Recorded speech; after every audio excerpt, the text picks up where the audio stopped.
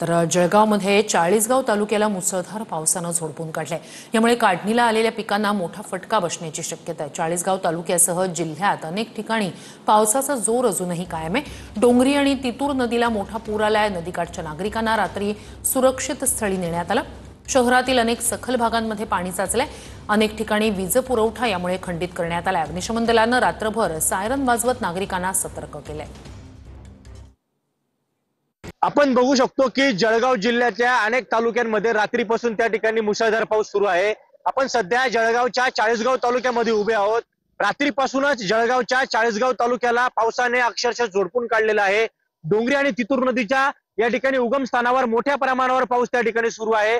एकंदरीत परिणामी या ठिकाणी डोंगरी आणि तितूर या दोघही नद्यांना मोठ्या प्रमाणावर पूर आलेला आहे। शहरातील अनेक सखल भागांमध्ये त्या ठिकाणी पुराचे पाणी शिरल्याचं आपल्याला बघायला मिळालं। हजरत पीर मुसा कादरी बाबाचा दर्गा परिसराला त्या ठिकाणी पुराचा वेढा बसलेला होता। रात्रीपासूनच या ठिकाणी प्रशासन जे आहे ते अलर्ट मोडवर आहे आणि या ठिकाणी नागरिकांना सायरन वाजवून सतर्क केले जात आहे। खिमचंद कुमार, TV9 मराठी, चाळीसगाव, जळगाव। जळगावच्या हजरत पीर मुसा कादरी बाबा दर्ग्याला पाण्यानं वेढा घातलाय। गाड्या पाण्याखाली गेल्यात।